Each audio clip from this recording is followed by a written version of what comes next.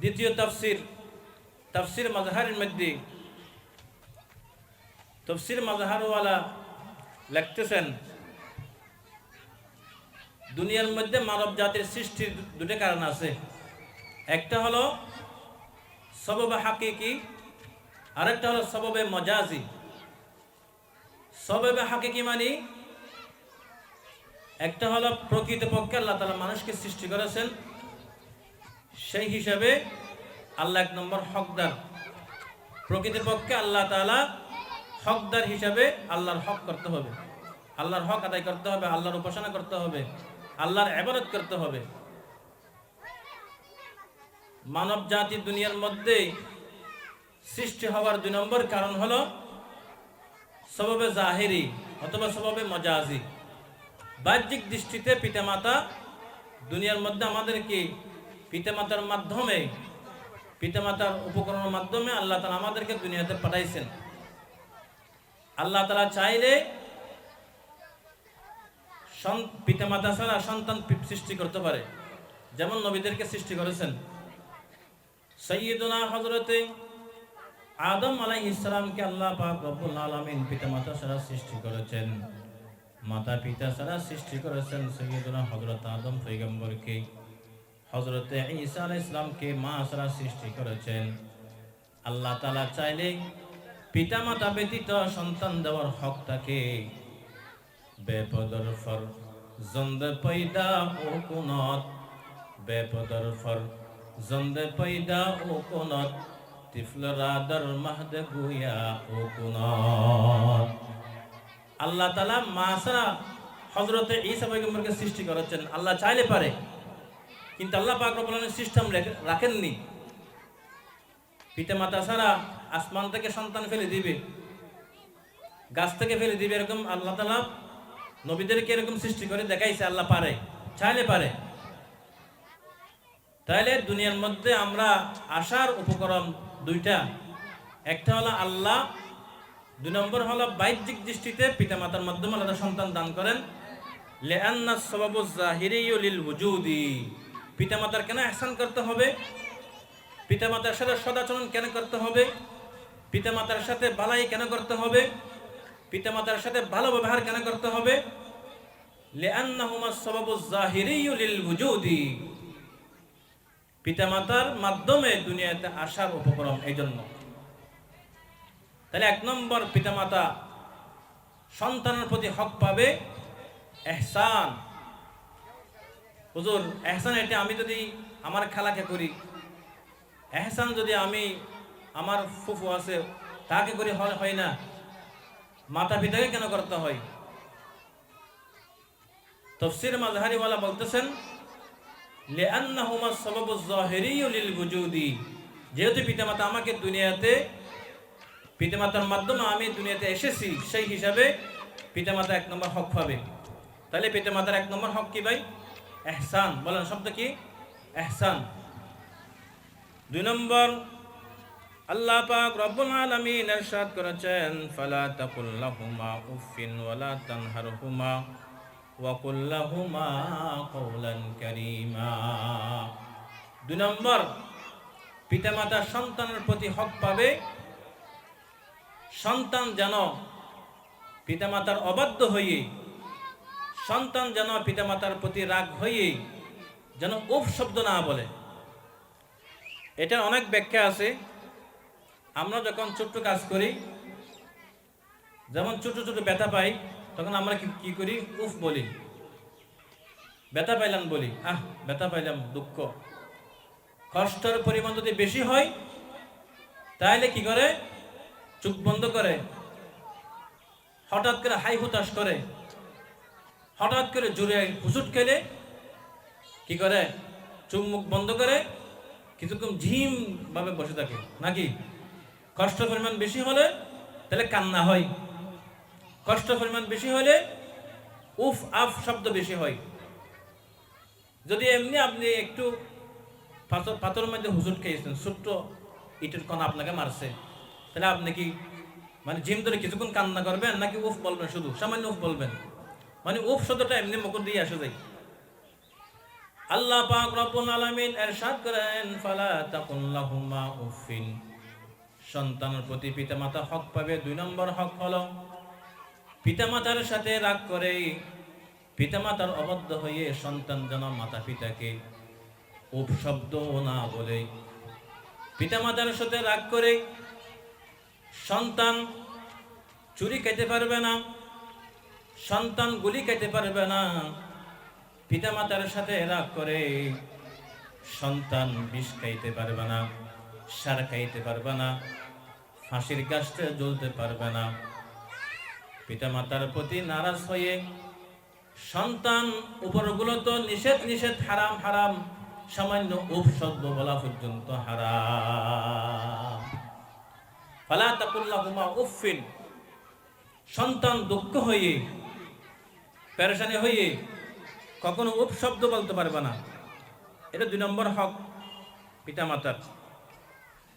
উপশব্দ পর্যন্ত বলা এটা কি হারাম।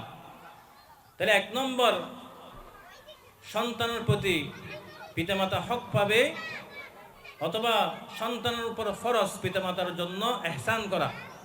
2 নম্বর ফরজ আল্লাহ কোরআন বলছেন, ওয়ালা তাকুল লাহুমা উফিন, উপশব্দ না বলা। 3 নম্বর আল্লাহ পাক রব্বুল আলামিন 3 নম্বর হক বলতেছেন, ওয়ালা তানহারহুমা, মা বাবাকে ধমক দিও না, মা বাবার সাথে এরকম খারাপ আচরণ করিও না, মা বাবার সাথে অসৎ ব্যবহার করিও না। ওয়ালা তানহারহুমা। ইমাম ফখরুদ্দিন রাজি রহমতুল্লাহি আলাইহি সাহাবে তাফসীর মুফাসসির, উনি বলতেছেন, আল্লাহ তারফা আলাইহা সাওতাক ওয়ালা তাশুদ্দু ইলাইহিমা নাজরান। পিতামাতার প্রতি দমক তো দেওয়া যাবে না, যাও তুমি বড় ছেলের কাছে চলে যাও। এই পিতামাতা তুমি তোমার মায়ের কাছে চলে যাও, তোমার মেয়ে বড়টার কাছে চলে যাও, এরকম দমক সুরে কথা বলা যাবে না। এমন উনি বলতেছেন, আল্লাহ তারফা আলাইহা সাওতাক ওয়ালা তাশুদ্দু ইলাইহিমা নাজরান। পিতামাতার প্রতি সন্তান খরা দৃষ্টিতে দেখতে পারবে না, এটা হারাম। খরা দৃষ্টিতেও দেখতে পারবে না। যেহেতু পিতামাতা যখন একটু বৃদ্ধ অবস্থা হয়, বার্ধক্যে এসে যায়, তখন পিতামাতার মেজাজ একটু রুক্ষ হয়ে যায়। এক পীরি সব বিমারি, এক বার্ধক্যে সমস্ত রোগে আক্রান্ত হয়। পিতামাতা যখন বার্ধক্য পৌঁছে যায়, উপনীত হয়ে যায়, তখন পিতামাতা কানে শোনে না, তখন পিতামাতা হুঁশ জ্ঞান থাকে না। এই জন্য এরপরও পিতামাতাকে ধমক সুরে ধমক দিয়ে কথা বলা যাবে না। এমনকি হযরতে মুআয ইবনে জাবাল উনি ইরশাদ করেছেন, আওসানি খলিলি বিআশরি কালিমাত। আমার খলিল, আমার পরম বন্ধু রাসূল আকরাম সাল্লাল্লাহু আলাইহি ওয়াসাল্লাম আমাকে 10টি নসিহত করেছেন। 1 নম্বর হলো, লা তুশরিক বিল্লাহি শাইআন ওয়া ইন কুতিলতা আও হুরিকতা। ও আমার পরম বন্ধু হযরতে মুআয ইবনে জাবাল, ও আমার সাহাবী, আমার জলিল কদর প্রিয় সাহাবী, তুমি কখনো পিতামাতার সাথে কি করিও না, তুমি কখনো আল্লাহর সাথে কাউকে শরীক করিও না, তুমি কখনো আল্লাহর সাথে কাউকে শরীক বানাইও না। ওয়া ইন কুতিলতা আও হুরিকতা, যদি তোমাকে কেটে কেটে টুকরা টুকরা করা হয়, আও হুরিকতা, অথবা আগুনে জ্বালিয়ে প্রজ্বলিত করা হয়, এরপরও তুমি পিতামাতা, এরপরও তুমি আল্লাহর সাথে কাউকে শরীক করিও না। 1 নম্বর হযরত মুআয ইবনে জাবালকে আল্লাহ রাসূল পরম বন্ধুকে আল্লাহ রাসূল নসিহত করেছেন, উপদেশ দিয়েছেন। 1 নম্বর কি, তুমি আল্লাহর সাথে কাউকে শরীক করিও না। 2 নম্বর, ওয়ালা তাউক্কান্না ওয়ালিদাইকা ওয়া ইন আমারাকা আন তাখরুজা মিন আহলিকা ওয়া মালিকা। ও আমার পরম বন্ধু মুআয ইবনে জাবাল, তুমি কখনো তোমার পিতামাতার অবাধ্য হইও না, তোমার পিতামাতার সাথে তুমি গরম সুরে কথা বলিও না। যদিও তোমাকে পিতামাতা বলে, এই সন্তান সন্ততি এখন আমার ঘর থেকে গাঁটটি নিয়ে বের হয়ে যাও, এই সন্তান তুমি এক্ষুনি বের হয়ে যাও, যদি মেজাজ গরম করে পিতামাতার সন্তানকে যদি মেজাজ গরম করে কথা বলে এখন বের হয়ে যাও, এরপরও পিতামাতার সাথে অবাধ্য করা যাবে না, যেহেতু আল্লাহর হকের পরে পিতামাতার হক। সুবহানাল্লাহ। তাহলে আমরা বুঝলাম, 1 নম্বর পিতামাতা হক পাবে সন্তানের প্রতি ইহসান। 2 নম্বর পিতামাতাকে উফ শব্দ বলা যাবে না। রাগ করে অনেক সন্তান আছে না, উফ শব্দ বলে। পিতামাতা একটা কথা বললে, এখন তো আধুনিক জমানা, স্মার্ট বাংলাদেশ, বাড়ি ঘরে যখন সন্তান যখন বিদেশ থেকে টাকা কামাই যখন আসছে, আসার পরে সন্তান বিভিন্ন রকমের ডিসকালার লাইট লাগাইছে, বাড়িঘর ডেকোরেশন করছে, সুন্দর উন্নতি করছে। তো পিতামাতা তো আধুনিক জমানার না, ওগুলো তো আগের মুরব্বী, এগুলো বুঝো না। এই ছেলে, এতগুলো টাকা খরচ করে তুমি এই কাজ কেন করছো, এরকম বলো না। তো সন্তান বলে, হে চুপ না। আল্লাহ তাআলা কোরআনে বলেন, 3 নম্বর সন্তানকে আল্লাহ তাআলা নসিহত করেছে, ফালা তানহারহুমা, তোমার পিতামাতার সহিত তুমি কখনো কি করিও না, ধমক দিয়ে কথা বলিও না। লাইট বেশি দামি লাগাইছে, এটা তো সন্তানের ভালাই জন্য বলছে বাপে মা, কি বলেন, এরপর ধমক দিয়ে শুরু কথা বলে না, ধমক দিয়ে কথা শুরু বলা যাবে না। 4 নম্বর সন্তানের প্রতি পিতামাতা অধিকার। 4 নম্বর আল্লাহ বলেন, ওয়াকুল্লাহুমা কাওলান কারীমা, ও সন্তান তুমি পিতামাতার সহিত কাওলান কারীমা, মিষ্টি ভাষায় কথা বলো, নম্র ভাষায় কথা বলো, ভদ্র ভাষায় কথা বলো, নরম নরম অগাধ ভালোবাসা দিয়ে কথা বলো। বর্তমান সন্তান এখন যে খারাপ আচরণ করে, নাউজুবিল্লাহ, এটা কিয়ামতের আলামত। আল্লাহর হাবিব রাসূল করিম সাল্লাল্লাহু আলাইহি ওয়াসাল্লাম থেকে হযরত জিবরাইল আমিন প্রশ্ন করলেন, মাতা তাকুমুস সাআ? ক্বালা রাসূলুল্লাহ সাল্লাল্লাহু আলাইহি ওয়াসাল্লাম, মাল মাসউলু আনহা বিআলামা মিনাস সাইল। আল্লাহর হাবিব ইরশাদ করেছেন, ও জিবরাইল, তুমি যেটা জানো আমি সেটা জানি, প্রশ্নকারী থেকে উত্তর প্রদানকারী বেশি জানে না।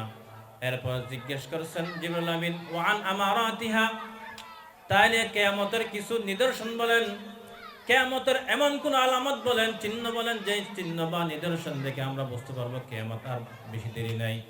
আল্লাহর হাবিব ইরশাদ করেছেন, আনতালিদাল আমাতু রাব্বাতাহা ওয়া আনতারাল উরাতাল হুফাতাল আলাতা রিআ আশাম ইয়াতাতাওয়ালুনা ফিল বুনিয়ান।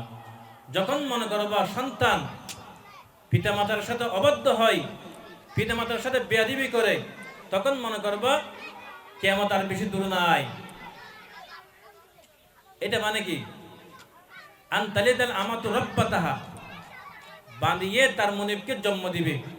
তার মানে সন্তান সন্ততি এমন হবে, এমন আচরণ করবে পিতামাতার সাথে, মনে হয় সন্তান সন্ততি বাপ মা হয়ে গেছে, নাউজুবিল্লাহ, আর বাপ মা কে হয়ে গেছে, ছেলে সন্তানের মতো হয়ে গেছে। উল্টা কি বলে, ধমক দে, কি বলেন, ওয়া আনতারাল হুফাতাল উরাতাল আলাতা রিআ আশাই ইয়াতাতাওয়ালুনা ফিল বুনিয়ান। যখন নাকি দেখবেন সমাজের মধ্যে রন্দে রন্দে ক্রমান্বয়ে গরিব লোক যারা রাখালগিরি করেছিল, মানুষের বাড়িতে কাজকর্ম করে কানা গাইতো, কি বলেন, একবেলার কানা জোগাড় করতে অনেক কষ্ট হয়ে যেত, ফাড়া গেঞ্জি গাই দিত, কি ছিল না, স্যান্ডেল ছিল না, এরকম ব্যক্তি যখন বড় মানুষ হয়ে যাবে, বিল্ডিং নিয়ে প্রতিযোগিতামূলক কাজ করবে, একজনের 3 তলা, আরেকজনের 7 তলা, আরেকজনের 10 তলা, তখন মনে করবো যে কিয়ামত আর বেশি দেরি নেই। বুঝলাম আমরা কি বুঝলাম? সন্তান যখন পিতামাতার প্রতি নাফরমানি হয়, তখন বুঝবেন যে কিয়ামত আর বেশি দেরি নেই। এজন্য আল্লাহ পাক রব্বুল আলামিন সন্তানকে ওয়াজ করেছেন, 4 নম্বর ওয়াজ, ওয়াকুল্লাহুমা কাওলান কারীমা, ও সন্তান সন্ততি তোমরা পিতামাতার সাথে ভদ্র ভাষায়, নম্র ভাষায়, মধুর ভাষায় কথা বলো। তাফসিরে কবিরওয়ালা হযরত ইমাম ফখরুদ্দিন রাজি রহমতুল্লাহ আলাইহি ওয়াকুল্লাহুমা কওলান কারিমা তাফসীর করেছেন, আই কওলান লাইয়িনা, আই কওলান লাইয়িনা, পিতামাতার সাথে নরম ভাষায় কথা বলো। আরেকটা তাফসীর করেছেন কওলান হাসানান জামিলা, পিতামাতার সাথে অগাধ ভালোবাসা দিয়ে, পিতামাতার সাথে ভদ্র ভাষা দিয়ে, নম্র ভাষা দিয়ে তুমি কথা বলো। এটা হলো 4 নম্বর ফরজ। 5 নম্বর, আল্লাহ পাক রব্বুল আলামিন সন্তান সন্ততিকে ফরজ করে দিয়েছেন, ওয়াজ নসিহত করেছেন, ওয়াকফিজ লাহুমা জানাহাজ যুল্লি মিনার রাহমা। ও সন্তান সন্ততি, তোমরা মাতা পিতার প্রতি যখন মাতা পিতার সামনে যাও, তখন করুণার ডানা মাতা পিতার সামনে বিছাই দাও। ওয়াকফিজ লাহুমা জানাহাজ যুল্লি মিনার রাহমা। জানাহুন মানে হলো ডানা, পাখা। উড়ন্ত পাখি যখন উপরের দিকে ওঠে তখন কি পাখা মেলে দেয় নাকি? আপনি ডিসি হয়েছেন, আপনি বাদশা হয়েছেন, আপনি প্রধানমন্ত্রী হয়েছেন, আপনি মুফাসসির হয়েছেন, আপনি মুফতি হয়েছেন, আপনি বক্তা হয়েছেন, আপনি একজন ইমাম হয়েছেন সমাজের, আপনি একজন সমাজের খতিব হয়েছেন, আপনি যতই বড় ডিসি হও না কেন, আপনি যতই বড় হও না কেন, বাহিরে আপনি মন্ত্রী, বাহিরে আপনি ডিসি, বাহিরে আপনি বড় বড় সরকারি মসনদের ওয়ালা, কিন্তু বাসায় যখন আসবেন বাহিরে উঠতেছেন, বাসায় যখন আসছেন পিতামাতার সামনে আপন ডানাকে মেলে দিও না, আপন ডানাকে গুটাই নাও। এটার ওয়াকফিজ লাহুমা জানাহাজ যুল্লি মিনার রাহমার তফসির কবিরওয়ালা আল্লামা ইমাম ফখরুদ্দিন রাজি রহমতুল্লাহ আলাইহি ওয়াকফিজ লাহুমা জানাহাজ যুল্লি তফসির করতেছেন কি, আই কওলান হাসানা। আর তাফসীরের মধ্যে আসছেন, উনি বলতেছেন হযরত সাঈদ ইবনুল মুসাইয়্যিব, উনি একজন তাবিঈ। তাবিঈ কাদেরকে বলা হয়? মান লাকিয়ান নবী সাল্লাল্লাহু আলাইহি ওয়াসাল্লাম, যারা আল্লাহর নবীর সাথে মোলাকাত করছেন, আল্লাহর নবীকে দেখছেন ঈমান অবস্থায়, তাদেরকে সাহাবী বলা হয়। আর যারা সাহাবীদেরকে দেখছেন, সাহাবী থেকে কিছু শিক্ষা নিয়েছেন ঈমান অবস্থায়, তাদেরকে তাবিঈ বলা হয়। একজন বড় মুফতি মুহাদ্দিস তাবিঈ, যার নাম হযরত সাঈদ ইবনুল মুসাইয়্যিব রাহমাতুল্লাহি আলাইহি, উনি বলতেছেন ওয়াকফিজ লাহুমা জানাহাজ যুল্লির তাফসীর করতেছেন, আই হুয়া কাউলুল আবদুল মুসলিমি লিসাইয়্যিদিল ফাজ্জি। দেখেন, পিতামাতার সামনে আপনি কিভাবে যাবেন, পিতামাতার সামনে আপনি কিভাবে থাকবেন, উপস্থিত হবেন, এ সম্পর্কে হযরত সাঈদ ইবনুল মুসাইয়্যিব তাবিঈ, উনি বলতেছেন যে হুয়া কাউলুল আবদুল মুজনিবি, একজন অপরাধী, একজন পাপিষ্ঠ ব্যক্তি আদালতে বিচারকের সামনে যেরকম নিজের হাতকে গুটিয়ে নম্র হয়ে ভদ্র হয়ে নিচের দিকে তাকাই থাকে, ঠিক তদ্রূপ তুমি ডিসি হও, তুমি এমপি হও, তুমি বাদশাহ হও, তুমি মুফতি হও, তুমি মুহাদ্দিস হও, তুমি যত সরকারি মসনদ বলা হও না কেন, পিতা মাতার সামনে নিজের ডানাকে গুটিয়ে রাখো। লিসাইয়্যিদিল ফাজ্জি, তুমি যতই বড় সরদার হও না কেন, মাতবর হও না কেন, শিকদার হও না কেন, তুমি বাহিরে যখন আপন ডানাকে মেলে দিছো, যখন মা বাবার সামনে আসছো, তুমি গোলাম হয়ে থাকো, তুমি গোলাম হয়ে থাকো, তুমি দাস হিসেবে থাকো। লিসাইয়্যিদিল ফাজ্জি, আল্লাহু আকবার। এজন্য পিতামাতার, যার ঘরের মধ্যে পিতামাতা আছে, মাতা পিতা আছে, তার ঘরের মধ্যে মক্কা মদিনা জীবিত। সুবহানাল্লাহ বলেন। তার ঘরের মধ্যে কি মক্কা মদিনা জীবিত? যে ব্যক্তি পিতামাতাকে পাওয়ার পরও পিতামাতার সেবা করল না, সেই ব্যক্তির জন্য জাহান্নাম ওয়াজিব। আল্লাহর রাসূল সাল্লাল্লাহু আলাইহি ওয়াসাল্লাম ইরশাদ করেছেন, সালাসাতুন ক্বাদ হারামাল্লাহু আলাইহিল জান্নাহ, তিন শ্রেণীর ব্যক্তির জন্য জান্নাত হারাম, জান্নাত হারাম। এক নম্বর হলো মুদমিনুল খামর, যারা বেশি বেশি মদ পান করে, পানির তৃষ্ণা লাগছে, মদ পান করে, তওবা করে না। ওয়া আকুল লিল ওয়ালিদাইন, দুই নম্বর হলো পিতামাতার অবাধ্যকারী সন্তান, যে সন্তান পিতামাতাকে মানে না, পিতামাতার সাথে ধমক দিয়ে কথা বলে, পিতামাতার শ্রদ্ধা করে না, পিতামাতার সাথে উপশব্দ বের করে, যে যে ছেলে সন্তান পিতামাতারকে কদর করে না, মূল্যায়ন করে না, পিতামাতার অবাধ্য হয়, সেই সন্তানের জন্য জাহান্নাম ওয়াজিব, নাউযুবিল্লাহ। আর একটা হলো দয়ুস। দয়ুস মানে স্বামী আছে নিজের ওয়াইফকে পর্দা করায় না, ভাই আছে নিজের বোনকে পর্দা করায় না, স্বামী দয়ুস, ভাই দয়ুস, বাপ দয়ুস, নানা দয়ুস। যারা জিম্মাদার আছে নিজের নাতনিকে, নিজের মেয়েকে, নিজের বোনকে, নিজের স্ত্রীকে পর্দা করায় না, তারা দয়ুস। তারা কি ভাই? দয়ুস। এই দয়ুসের জন্য জাহান্নাম ওয়াজিব, জান্নাত হারাম, জান্নাত হারাম। আল্লাহ পাক রব্বুল আমাদের প্রত্যেককে এই জান্নাতের অধিবাসী হওয়ার জন্য পিতামাতার সেবা করে, হ্যাঁ, আমাদেরকে পিতামাতার থেকে সেবা করে জান্নাত অর্জন করে তৌফিক দেন। আমিন বলেন। কি বলেন? পিতামাতার, এই সন্তানরা তোমরা পিতামাতার শ্রদ্ধা করবে তো? খেদমতে মা দরপেদর কুন ইখতিয়ার, তাকে বাসি দর্দ আলম বখতিয়ার। খেদমতে মা দরপেদর কুন ইখতিয়ার, তাকে বাসি দর্দ আলম বখতিয়ার। যদি আপনি পিতামাতার সেবা করেন, যদি পিতামাতার সাথে শ্রদ্ধাশীল হন, আল্লাহ কোরআনে বলেছেন ওয়াসাইনাল ইনসানা বিওয়ালিদাইহি ইহসানা, আমি গোটা পৃথিবীর সন্তানদেরকে ওসিয়ত করেছি, নির্দেশ দিয়েছি যে তোমরা পিতামাতার প্রতি শ্রদ্ধাশীল হও, পিতামাতার প্রতি সহানুভূতি দেখাও, পিতামাতার প্রতি এই সন্তানরা। সেই হিসাবে 5 নম্বর হক হলো পিতামাতার সাথে কি করা? নম্র ভাষায় কথা বলা, এটা 5 নম্বর অধিকার। 6 নম্বর, আল্লাহ পাক রব্বুল আলামিন সন্তানের প্রতি ফরজ করে দিয়েছেন, সন্তানদেরকে ওয়াজ করেছেন, নসিহত করেছেন, ওয়াকুর রাব্বিরহামহুমা কামা রাব্বায়ানি সগীরা। ও সন্তান, ও সন্তান সন্ততি, তোমার উপর ফরজ করে দিয়েছি আমি, তুমি তোমার পিতামাতার প্রতি তুমি দোয়া করো।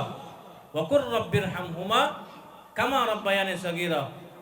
ও আমার আল্লাহ, আমার রব, আমার পিতামাতা আমাকে বাল্যকালীন অবস্থায় স্নেহর সহিত যেরকম লালন পালন করেছেন, আল্লাহ আজকে বুড়া হয়ে গেছে, আল্লাহ আমার মা বৃদ্ধা হয়ে গেছে, আয় আল্লাহ আপনি তাদেরকে আমি সন্তান হিসেবে ছোট্টবেলায় যেরকম লালন পালন করেছে, আল্লাহ আপনি তাদেরকে রহমতের কোলে সেরকম তাদেরকে উঠাই নিন, সুবহানাল্লাহ। তাহলে সন্তানের প্রতি পিতামাতা দুনিয়া থাকতে 6টা অধিকার পাবে, মা বাপ হকদার 6টা দুনিয়ার মধ্যে পাবে। 1 নম্বর ইহসান, 2 নম্বর পিতামাতার প্রতি রাগ হয়ে উপশব্দ না বলা ফরজ, 3 নম্বর পিতামাতাকে ধমক দেওয়া, হুমকি না দেওয়া, এটাও ফরজ, 4 নম্বর তাদের সাথে নম্র ভাষায় ভদ্র ভাষায় কথা বলা, এটাও কি ফরজ, 5 নম্বর তাদের সামনে নম্র হয়ে গোলাম হিসেবে তাদের সামনে বসবাস করে, এটাও কি ভাই ফরজ। 6 নম্বর ওয়াকুর রাব্বিরহামহুমা কামা রাব্বায়ানি সগীরা, দোয়া করা, কি করা? দোয়া করা।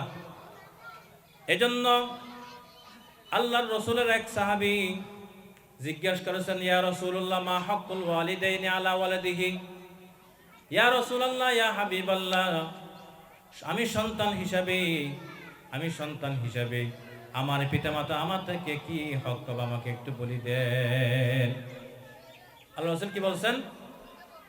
আল জান্নাতু তাহতা আকদামিল উম্মাহাত, যেহেতু হুমা জান্নাতুকা ওয়া নারুক, পিতামাতা উভয়ে তোমার জন্য জান্নাত, পিতামাতা উভয়ে তোমার জন্য জাহান্নাম। ইলজামহা ফাইন্না তাহতা আকদামিল উম্মাহাত। আল্লাহ রাসূল ওই সাহাবীকে ইরশাদ করেছেন, ও আমার সাহাবী উমামা, শোনো শোনো, তোমার প্রতি পিতামাতা 1 নম্বর হক পাবে, তুমি তার সামনে নম্র হও, ভদ্র হও। 1 নম্বর হক হলো এই পিতামাতা আমার জন্য জাহান্নাম, এই পিতামাতা আমার জন্য জান্নাত। সুবহানাল্লাহ। যদি আমি সেবা করি, দোয়া আনি, তাহলে জান্নাত। আর যদি দোয়া আনি, আমার মুখ থেকে দোয়া আনি, দোয়া আর দোয়া দুইটা আছে, যদি দোয়া আনি বদদোয়া আনি তাহলে জাহান্নাম। তাহলে কি জাহান্নাম। আপনারা ওয়াইস করিনীর নাম শুনছেন? হযরত ওয়াইস করিনী, উনি কোনো সাহাবী ছিলেন না, উনি সাহাবীর ডিগ্রি চাইলে অর্জন করতে পারত। হযরত ওয়াইস করিনী রহমতুল্লাহি আলাই, উনি ইয়েমান বাসিন্দা ছিলেন, ইয়েমানে বসবাস করতেন। ইয়েমান বর্তমান সৌদির সাথে পাশাপাশি একটা করণ দেশ আছে, ওয়াইস করিনী নামক প্রসিদ্ধ।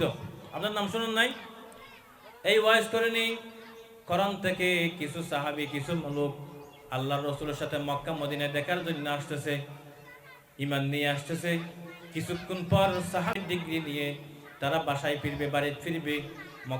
মক্কায় আসিয়া আল্লাহ রাসূলের সাথে এরা যখন বায়াত গ্রহণ করবে, আল্লাহ রাসূলের সাথে মোলাকাত করবে, সঙ্গে সঙ্গে কি হয়ে যাবে? সাহাবী হয়ে যাবে। সুবহানাল্লাহ। এখন করণ থেকে কিছু মানুষ আসতেছে মক্কায় আল্লাহ রাসূলের সাথে সাক্ষাৎ করার জন্য। ওয়াজ করিনী তাদেরকে বলতেছেন, ও তোমরা যাত্রীরা, তোমরা যারা আল্লাহ রাসূলের সাথে সাক্ষাৎ করবে, আমার সালাম জানাইবে। আমি ওয়াজ করিনী কি পারবা? সালামটা বলবা। সঙ্গে সঙ্গে ওই লোকেরা আসার পরে আল্লাহর হাবিবকে সালাম করলো, সালাম করার পরে মোলাকাত করলো। মোলাকাত করার পরে বলে, ইয়া রাসূলুল্লাহ, ইয়া হাবিবাল্লাহ, ওয়াইস করিনী আপনাকে সালাম জানাইছে, কিন্তু একটা উযর পেশ করছে, উনি পিতামাতার খেদমতের জন্য আপনার সাথে সাক্ষাৎ করতে অক্ষম হচ্ছে, আপনাকে সালাম জানাইছে, একটা উযর জানাইছে। সঙ্গে সঙ্গে আল্লাহর হাবিব বলে, আমি ওসিয়ত করলাম ওয়াইস করিনীর জন্য পিতামাতার সবাই নিয়োজিত এখানে না আসে। তোমরা আমার থেকে মোলাকাত করার পরে, তোমরা সাহাবী হওয়ার পরে তোমরা যে ডিগ্রি অর্জন করছো, ওয়াইস করিনী আমি দোয়া করছি পিতামাতার সেবা করো। তুমি সেবা আমার এখানে না আসার পরেও তুমি পিতামাতার সেবা করলে সাহাবী ডিগ্রি অর্জন করতে পারো। সুবহানাল্লাহি ওয়া বিহামদিহি, সুবহানাল্লাহ আযীম। সঙ্গে সঙ্গে ওই লোকেরা চলে গেল, করণ দেশে চলে গেল। ওয়াইস করিনীর সঙ্গে সাক্ষাৎ হইল, আমরা সালাম জানাইছি। আল্লাহর হাবিব সালাম উত্তর দিল, ওয়ালাইকুম আসসালাম বলল। বলার পরে তোমার জন্য দোয়া করে দিল, তুমি পিতামাতার সবাই নিয়োজিত থাকো। নিয়োজিত থাকার পরও তোমার সাহাবীর ডিগ্রির সওয়াব অর্জন হবে। সুবহানাল্লাহ। এরপরে এদিকে আল্লাহ রাসূল হযরত ওমরকে ডাকছে, আয় ওমর আসো। এখন দেখো, আমি তো দুনিয়াতে হয়তো চিরকাল থাকবো না, দুনিয়া ক্ষণস্থায়ী। আমি আজকে না কালকে, একদিন না একদিন চলে যাব। কিন্তু মনে রেখো হযরত ওমর, তুমি তো একদিন আমিরুল মুমিনিন হবে, তুমি প্রেসিডেন্ট হইবা।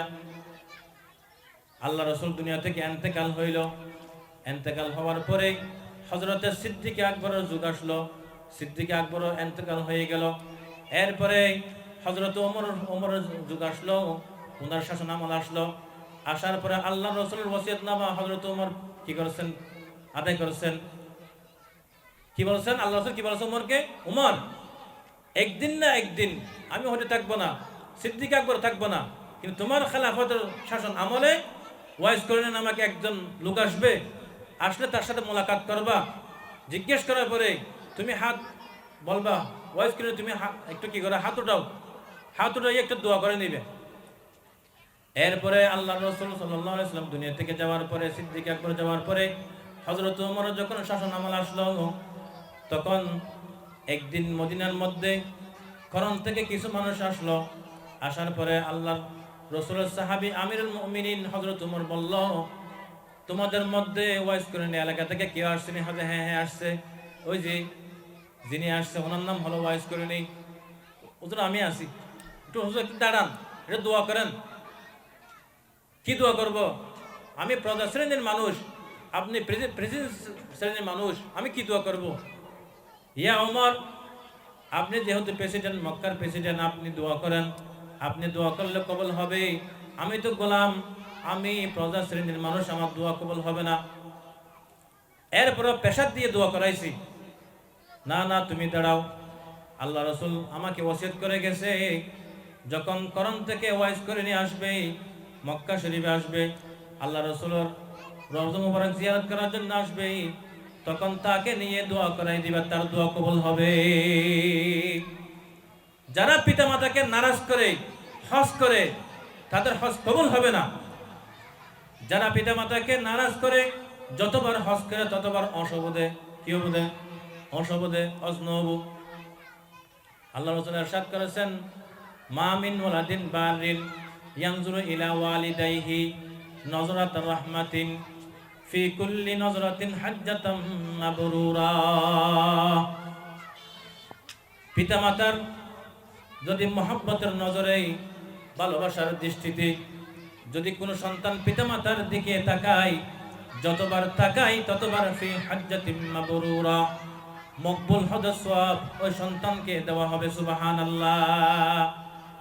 আল্লাহ রাসূল এক সাহাবী বলেছেন, ইয়া রাসূলুল্লাহ ওয়া ইন নাযারা কুল্লা ইয়ামিন মিআতা মাররা, যদি একবার না যদি 100 বারও তাকাই তাহলে কি একবার মধ্যে মকবুল হওয়াজ দিলে, কবুল হওয়ার সওয়াব তার আমলনামায় লিখে দিলে, 100 বারও যদি মা-বাবার দিকে তাকাই রহমতের নজরে, ভালোর নজরে, যদি পিতামাতার সহিত ভালোবাসার নজরে তাকাই, তাহলে 100 বার তাকাইলে, 100 বার দেখলে কি 100 বার মকবুল হওয়ার সওয়াব হবে। আল্লাহ কি বলেছেন, ওয়াল্লাহি আতিয়াবু ওয়াল্লাহু আকবার, আমার কি সওয়াবের ভান্ডার কম আছে? 100 বার তাকাইলেও নাম। আল্লাহ রাসূল সাল্লাল্লাহু আলাইহি ওয়াসাল্লাম ইরশাদ করেছেন, পিতামাতার প্রতি যদি সহানুভূতি হইয়ে, যদি শ্রদ্ধাশীল হইয়ে, যদি মহব্বতের নজরে সন্তান যদি তাকায় থাকে, যতবার তাকায় ততবার মকবুল হওয়ার সওয়াব তার আমলনামায় লিখে দেওয়া হবে। সুবহানাল্লাহ। আই ওয়াইজ করে নিয়ে তুমি দোয়া করো। আই ওমর আমি কি দোয়া করব? আই ওয়াইজ কিনা আপনি দোয়া করেন আমার খেলাফতের জমানা শাসন আমল যেন আল্লাহ কবুল করেন, যেন ইনসাফ কায়েম করে, যেন মক্কা থেকে জুলুম চলে যায়, যেন আমার শাসন আমলকে আল্লাহ কবুল করেন, দোয়া করেন। হযরত ওমর যাই বলল ওয়াইজ করে নিয়ে সঙ্গে সঙ্গে দোয়া করে দিল, লম্বা চওড়া একটা দোয়া করে দিল। দোয়া করার পরে এভাবে হযরত ওমর হাত ধরে ফেলল ওয়াইজ করে নি, আই ওমর আমাকে বলো, তুমি প্রেসিডেন্ট মানুষ, আমি প্রজা শ্রেণীর মানুষ, আমাকে এত প্রেসার দিয়ে কেন দোয়া করালেন এটা বলেন। সঙ্গে সঙ্গে হযরত ওমর বলে, আমিরুল মুমিনিন বলে, ও ওয়াজ করে নিয়ে শুনো শুনো, আল্লাহর হাবিব আমাকে ওসিয়ত করেছেন, আমি দুনিয়াতে থাকবো না, চিরকাল থাকবো না, আমার পরে সিদ্দিক আকবর থাকবো না। যখন আমি ওমরের খেলাফত আসে, যখন শাসন আমল আসে, তখন ওয়াইজ করনি নামক একজন ব্যক্তি আসবে যিনি পিতামাতার খেদমত করেছিলেন, তার খেদমত আল্লাহ কবুল করেছেন, তার দোয়া আল্লাহ দোয়া কবুল করেছেন। যদি সেই দোয়া করে তার দোয়া কবুল হবে। আমি আল্লাহ রাসূলের ওসিয়ত নামা পড়া করলাম। সুবহানাল্লাহ। দেখেন আর এক হাদিসের মধ্যে পিতামাতার সম্পর্কে আসছে, একজন সন্তান মাকে কাঁধে নিয়ে তোয়াফ করতেছে, হজ করতেছে। হজ রকমগুলো কি খুব কষ্ট, একটা বড় দায়িত্ব না? উনি বলতেছেন, আন্না রাজুলান কানা ফিত তাওয়াফি হামিলান উম্মা ফাসাআলান নবী সাল্লাল্লাহু আলাইহি ওয়াসাল্লাম হাল আদাইতু হাক্কাহা। একজন ব্যক্তি আল্লাহর রাসূলের কাছে প্রশ্ন করলেন, ইয়া রাসূলুল্লাহ, ইয়া হাবিবাল্লাহ, আমি আমার মাকে কাঁধে নিয়ে তাওয়াফ করতেছি, মিনা মুজদালিফায় যাচ্ছি, হ্যাঁ অমুক জায়গায় যাচ্ছি, অর্থাৎ হজ করতেছি, হাল আদাইতু হাক্কাহা, আমি কাঁধে নিয়ে এত একটা বড় দায়িত্ব আদায় করলাম, ইয়া রাসূলুল্লাহ, ইয়া হাবিবাল্লাহ, আমি কি তার হক আদায় করেছি? আমি কি আমার মাতার হক আদায় করেছি? ফাকালা লা লা লা। ও সন্তান, তুমি যদি সারা বছর 100 বার তোমার পিতামাতাকে কাঁধে নিয়ে তোয়াফ করো, এত কষ্ট করো, এরপরও তোমার মা তোমাকে যে ছোট্টকালে বাল্যকালে এক ডুব অথবা দুধ পান করাইছে, এর সুদ হবে না। ফাকালা লা লা লা লা। এজন্য আমি যে হাদিস আপনাদের সামনে উপস্থাপন করেছি, আল্লাহ রাসূল সাল্লাল্লাহু আলাইহি ওয়াসাল্লাম ওই হাদিসের মধ্যে ইরশাদ করেছেন, রাযার রাব্বি ফি রিজাল ওয়ালিদ ওয়া সাখাতুর রাব্বি ফি সাখাতুল সাখাতিল ওয়ালিদ। আও কামা ক্বালা আলাইহিস সালাতু ওয়াস সালাম। আল্লাহ রাসূল ইরশাদ করেছেন, মা বাবা সন্তুষ্ট, আল্লাহ সন্তুষ্ট, পিতামাতা রাজি, আল্লাহ রাজি। বলেন, আমি অর্ধেক বলবো, আপনারা অর্ধেক বলবেন। মা বাবা রাজি, কে রাজি? আল্লাহ রাজি। মা বাবা অসন্তুষ্ট, আল্লাহ অসন্তুষ্ট। পিতামাতা রাজি, আমি সন্তানের হায়াতের মধ্যে বরকত। পিতামাতা অসন্তুষ্ট, নারাজ, আমি সন্তানের হায়াতের মধ্যে না বরকত। পিতামাতা রাজি, আমি সন্তানের রিজিকের মধ্যে আল্লাহ তাআলা বরকত দিবেন। পিতামাতা নারাজ, আমি সন্তান হিসেবে আল্লাহ নারাজ হওয়ার কারণে, অসন্তুষ্ট হওয়ার কারণে আমার হায়াতের মধ্যে বরকত থাকবে না, রিজিকের মধ্যে বরকত থাকবে না। পিতামাতা রাজি, আমার জন্য জান্নাত ওয়াজিব। পিতামাতা নারাজ, আমার জন্য জাহান্নাম ওয়াজিব। নাউযুবিল্লাহ। পিতামাতা রাজি আমার উপর, আমার জন্য এই সারা পৃথিবীর দুনিয়ার জগৎ আলোকিত। পিতামাতা আমার উপর নারাজ, আমার জন্য এই সারা জগৎ দুনিয়া অন্ধকার। এজন্য নবী বলেন, রাজাল রব্বি ফি রিজাল ওয়ালিদ ওয়া সাখাতুর রব্বি ফি সাখাতুল ওয়ালিদ। পিতামাতা যেখানে রাজি সেখানে আল্লাহ রাজি, আর পিতামাতা যেখানে নারাজ আল্লাহ নারাজ। আর একটা আল্লাহ নবী বলতেছেন, আন-নজরু ইলা ওয়াজহিল উম্মি ইবাদা। পিতামাতার সহিত যদি আপনি মহব্বতের সহিত তার দিকে তাকান, ভালোবাসার সহিত পিতামাতার সহিত আপনি তাকান তার চেহারার দিকে, এটা একটা ইবাদত। আর এটা হলো আন-নজরু ইলাল কাবা ইবাদা। কাবা শরীফের দিকে আপনি যত দৃষ্টিপাত করেন তত ইবাদত, তত কি ভাই? ইবাদত। আরেকটা হলো আন-নজরু ফিল মাসহাফি ইবাদা। কোরআন শরীফের দিকে আপনি তাকাইলে সওয়াব। কোরআন পড়তে পারেন না, আপনি কোরআনের দিকে তাকাইলেও সওয়াব। এজন্য আমরা প্রত্যেকেই পিতামাতার প্রতি শ্রদ্ধাশীল হব। পিতামাতার দুনিয়ার 6টি হক আমরা প্রত্যেকে আদায় করব। এবং মৃত্যুর পর আর 4টি আছে, এগুলো সময় না থাকার কারণে, সময়ের স্বল্পতার কারণে আমি বলতে পারতেছি না। এই যে পিতামাতার যে হকগুলো আছে এগুলো আমরা আদায় করার চেষ্টা করব। দুনিয়া থেকে যাওয়ার পরে 4টি হক আছে। 1 নম্বর হলো, সংক্ষেপে বলি যে আল্লাহ নবী সাল্লাল্লাহু আলাইহি ওয়াসাল্লাম ইরশাদ করেছেন, আসসালাতু আলাইহা। পিতামাতার উপর দোয়া করা। কি করা? দোয়া করা। হুজুর দোয়া কিছুক্ষণ আগে করেছেন, আপনি হামহুমা কামা রাব্বায়ানি সাগীরা। এটা তো দুনিয়ার দোয়া। দুনিয়া থেকে যাওয়ার পরও কি আছে? দোয়া আছে কিনা? আছে কিনা ভাই? রব্বির হামহুমা কামা রাব্বায়ানি সাগীরা। তাহলে 6টি হক দুনিয়াতে পাবে। দুনিয়া থেকে যাওয়ার পরে কবরে 4টি হক হবে। 1 নম্বর পিতামাতার আবার কি করা? দোয়া করা। 2 নম্বর কি আল্লাহ নবী ইরশাদ করেছেন, ওয়াল ইস্তিগফারু লাহুমা। তাদের জন্য গুনাহ ক্ষমা চাওয়া। আল্লাহর দরবারে গুনাহ কি চাওয়া? ক্ষমা চাওয়া। 1 নম্বর দোয়া করা। 2 নম্বর গুনাহ যা হয়ে গেছে জীবনের যাবতীয় গুনাহগুলো ক্ষমা চাওয়া আল্লাহর দরবারে।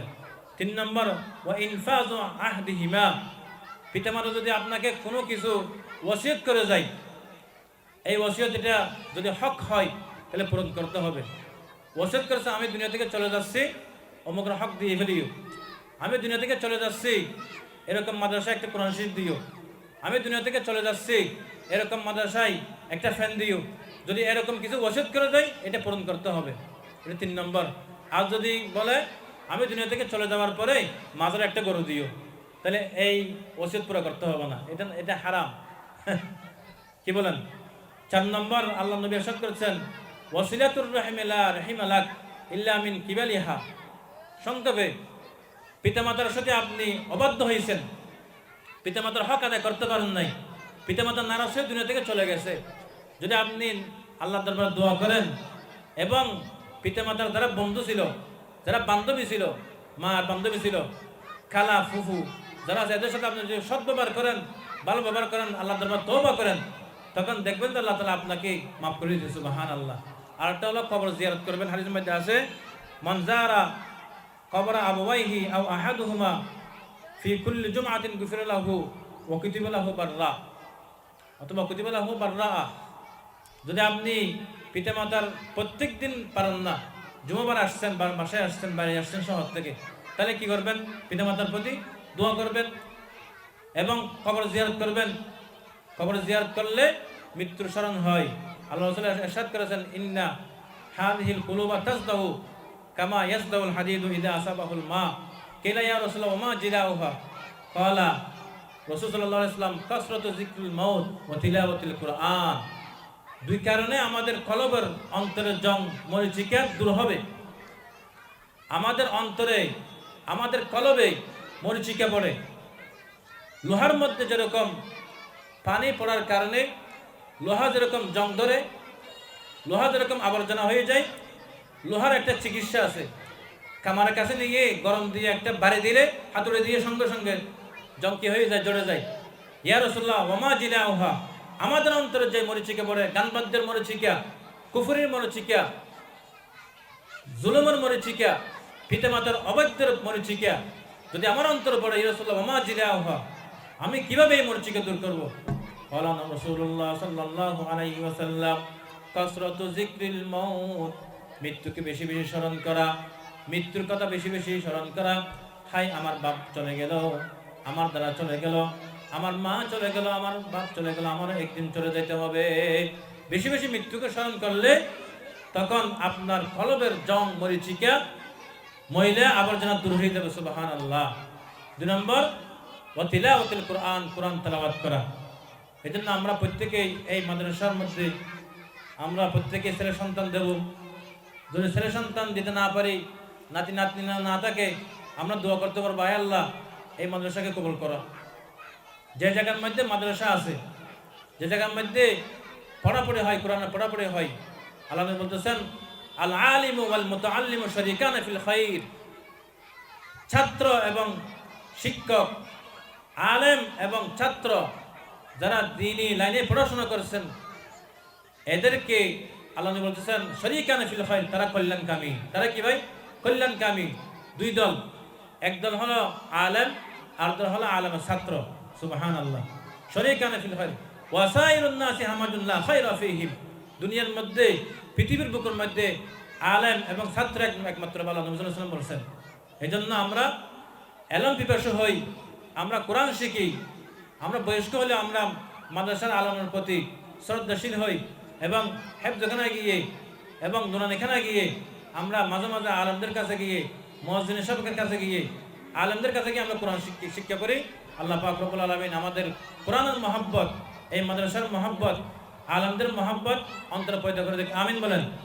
এবং পিতামাতার যে 10টা হক বললাম, দুনিয়াতে 6টা, দুনিয়া থেকে যাওয়ার পরে 4টি, এই 10টি হক আল্লাহ পাক রব্বুল আলামিন আমি সন্তান হিসাবে মাতা পিতার প্রতি আদায় করার তৌফিক দান করুক। আমিন। আসসালামু আলাইকুম ওয়া রাহমাতুল্লাহি ওয়া বারাকাতুহু।